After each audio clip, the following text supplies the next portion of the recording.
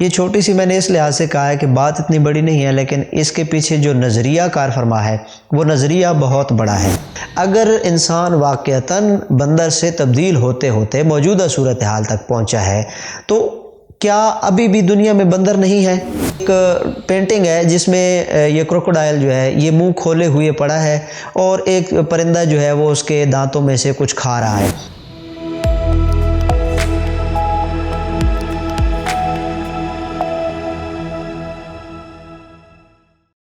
خوش آمدید دوستو،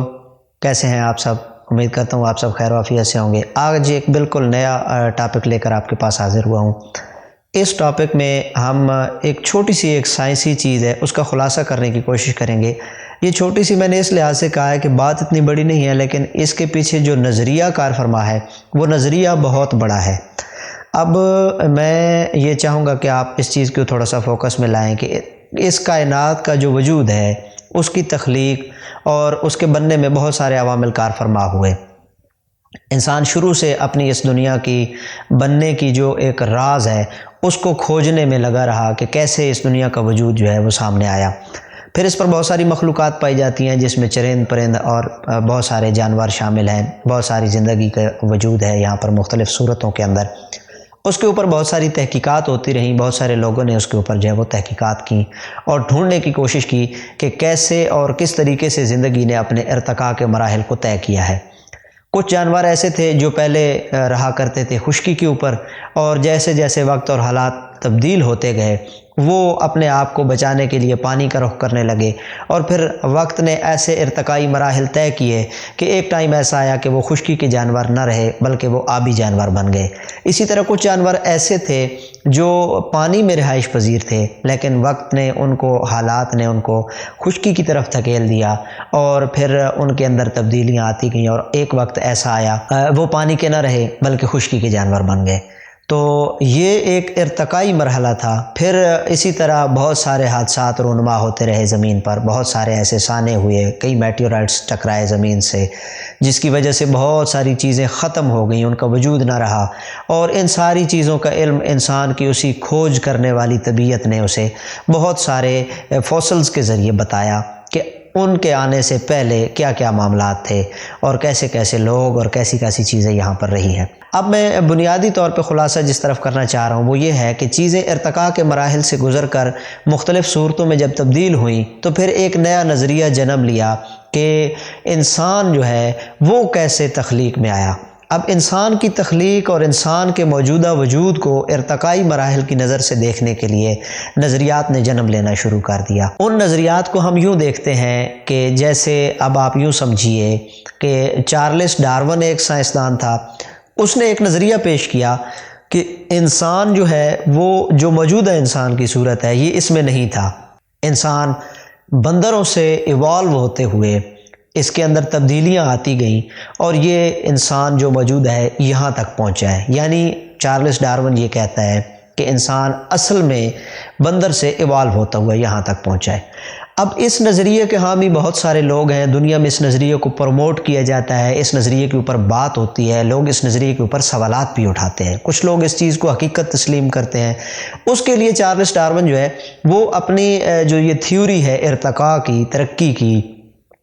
اس تھیوری کے جو ثبوت ہیں، اس کے جو دلائل ہیں، اس کے اندر چارلس ڈارون جو ہے وہ یہ بیان کرتا ہے کہ جیسے آپ نے دیکھا کہ کچھ مخلوقات جو آبی ہو گئیں، پہلے وہ خشکی کی تھیں، جو خشکی کی ہیں وہ آبی ہونے سے، اور آبی مخلوقات یعنی پانی میں رہنے والی مخلوقات جو ہیں وہ جب خشکی پہ شفٹ ہو گئیں تو ان کے اندر جو یہ ارتقاء ہوا یہ اسی چیز کی طرف اشارہ کرتا ہے کہ انسان بھی پہلے بندر تھا اور پھر اس نے بھی وقت کے ساتھ ایوالو ہوتے ہوئے، تبدیل ہوتے ہوئے اب وہ اس موجودہ انسانی شکل میں آ گیا ہے۔ لیکن یہاں پر چند سوالات جنم لیتے ہیں۔ جو ایک بنیادی سے سوالات یہاں پہ جنم لیتا ہے وہ یہ ہے کہ اگر انسان واقعتاً بندر سے تبدیل ہوتے ہوتے موجودہ صورتحال تک پہنچا ہے تو کیا ابھی بھی دنیا میں بندر نہیں ہے؟ بندر کی ایک سے زائد اقسام ہیں جو ابھی بھی دنیا میں رہتے ہیں، جو جنگلوں میں پائے جاتے ہیں، تو وہ کیوں نہیں ایوالو ہو سکے؟ حالانکہ حالات و واقعات کو دیکھا جائے تو انسان بھی تو اسی ماحول سے گزر کر آ رہا ہے جس میں بھی بندر ہے، تو یہ انسان کیوں ایوالو ہو کے انسان بن گیا اور وہ کیوں نہ بن سکے؟ تو یہ چیزیں بہت زیادہ اس کے اوپر میٹر کرتی ہیں، ان کے اوپر بہت سارے سیریس قسم کے سوالات اٹھائے جا سکتے ہیں۔ پھر اسی طرح ایک بیسک سٹرکچر ہے جو بندر اور انسان میں بنیادی فرق سامنے لے کر آتا ہے۔ پھر ایک اور چیز آپ کو میں بڑی زبردست بتاؤں کہ تاریخی اسپیکٹ سے اگر آپ دیکھیں گے تو ایک مسلم سائنٹسٹ جو ہیں الجاحظ نام کے وہ گزرے ہیں۔ الجاحظ جو تھے ان کا بھی ایک نظریہ ارتقاء تھا۔ اب چونکہ دنیا کے اندر جو آپ کو پتہ ہوگا کہ منوپلیز چلتی ہیں دنیا کے اندر، بہت ساری چیزوں کے اندر کسی ایک خاص نظریے کو سپورٹ کرنے کے لیے بہت سارے لوگ کام کرتے ہیں، ایک پروپیگنڈا تخلیق کیا جاتا ہے اور اس کو بہت ریئلسٹک وے میں پیش کیا جاتا ہے۔ تو یہ جو الجاحظ سائنسدان تھے، آپ نے ایک انٹرنیٹ پر ایک تصویر دیکھی ہوگی، میں یہاں پہ نپ کر دوں گا کہ اس تصویر کے اندر آپ دیکھیں گے کہ ایک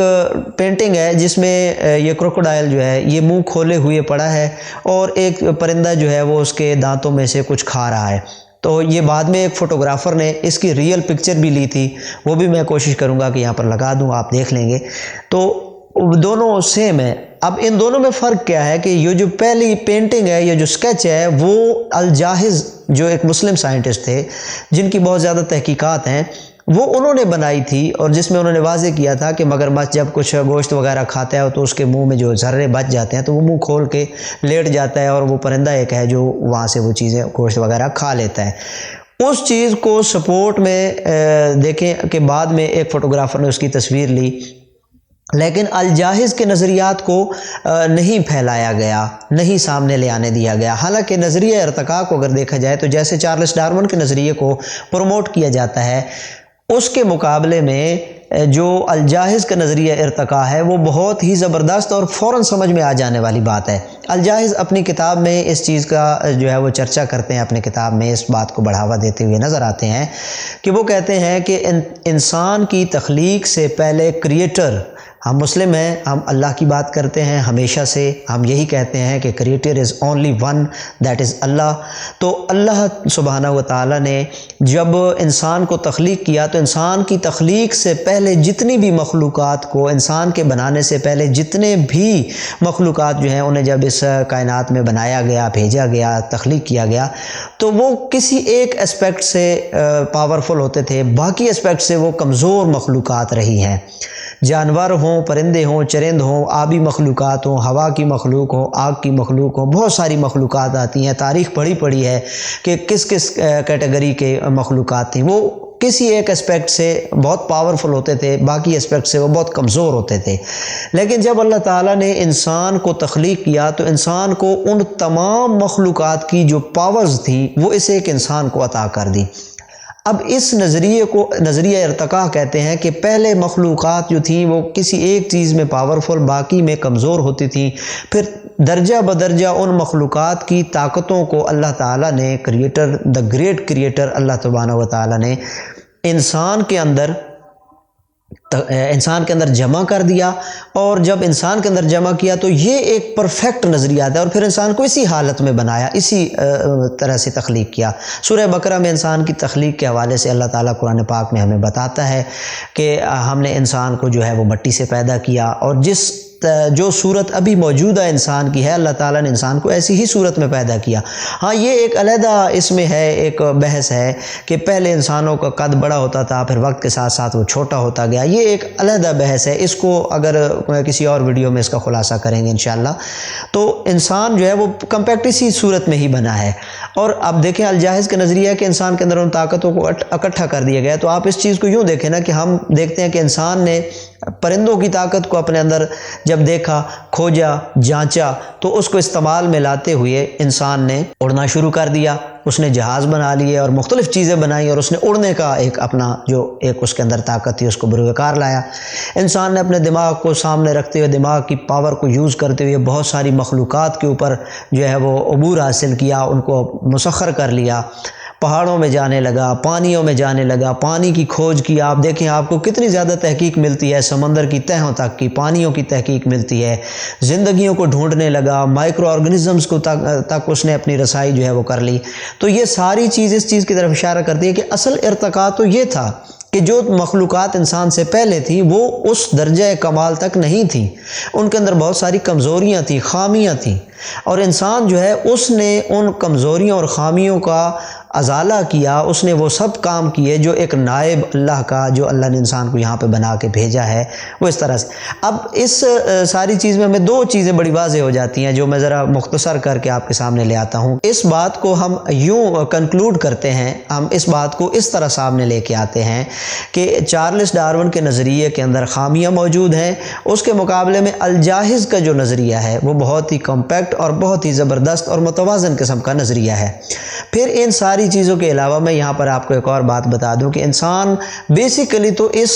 کرۂ زمین کی مخلوق ہے ہی نہیں، انسان کو تو یہاں پر بھیجا گیا ہے۔ ہمیں اللہ سبحانہ و تعالیٰ جو ہے وہ قرآن کریم میں اس چیز کی طرف بتاتا ہے کہ آدم علیہ السلام کو، جو ہمارے جد امجد ہیں، آدم علیہ السلام کو یہاں پر بھیجا گیا، ان کی تخلیق جو ہے وہ جنت کے لیے ہے، ان کو یہاں پر بھیجا گیا۔ اس پر ایک سائنسدان ہے، میں ان کی ایک کتاب کا آپ کو یہاں پر آپ تصویر دیکھیں گے، میں اس کتاب کا حوالہ لگا دیتا ہوں یہاں پر، کہ انہوں نے بھی ایک پوری کتاب اس کے اوپر جو ہے وہ دلائل سے اکٹھی کی ہے، اس کے اندر دلائل کے بھرمار ہے کہ انہوں نے اس چیز کے اوپر پورا فوکس دیا ہے کہ انسان تو یہاں اس کرۂ زمین کی مخلوق ہی نہیں ہے۔ اس پر ایک الگ سے میں انشاءاللہ پوری ویڈیو بناؤں گا جس میں آپ کو پوری تفصیل بتاؤں گا کہ انہوں نے کس فوکس کیا ہے، کس پوائنٹ کے اوپر، اور کیا کیا دلائل دیے ہیں کہ انسان کیوں اس کرۂ زمین کی مخلوق نہیں ہے اور یہ کہاں سے آیا ہے اور کیا کیا اس کے اوپر دلائل ہیں۔ تو یہ ضرور ذہن میں رکھیے گا کہ دنیا میں جو کچھ آپ کو پڑھایا جا رہا ہے صرف وہی حقیقت نہیں ہے، اس اسپیکٹ کے مخالف جو ہے چیزیں ان کے اوپر بھی فوکس کیا جائے تو ہمیں بہت اچھی معلومات مل سکتی ہیں۔ ہمیں اپنی زندگی کو کھوجنا چاہیے، اپنے آپ کو کھوجنا چاہیے کہ اپنے آپ کو جب بندہ ڈھونڈنے لگتا ہے تو پھر اسے اس پورے جہان کی حقائق جو ہیں ان کے بارے میں پتہ چلنا شروع ہو جاتا ہے۔ دوستو انشاءاللہ پھر آپ سے ملاقات ہوگی ایک نئی ویڈیو میں ایک نئے ٹاپک کے ساتھ۔ چینل سبسکرائب لازمی کیجئے گا تاکہ آپ کو نوٹیفیکیشن ملتا رہے، اور کمنٹ سیکشن میں لازمی بتایا کیجئے کہ آیا آپ کو ہماری اس ویڈیو سے کوئی اختلاف ہے یا اتفاق ہے یا کوئی نیا سوال یا کوئی نیا ٹاپک جو آپ چاہتے ہیں تو ہمارے ساتھ شیئر کیجئے، انشاءاللہ کوشش کریں گے اس کے اوپر بھی ویڈیو بناتے رہیں۔ پھر ملیں گے کسی اور ویڈیو میں، تب تک کے لیے اجازت دیجئے۔ فی امان اللہ، اللہ حافظ۔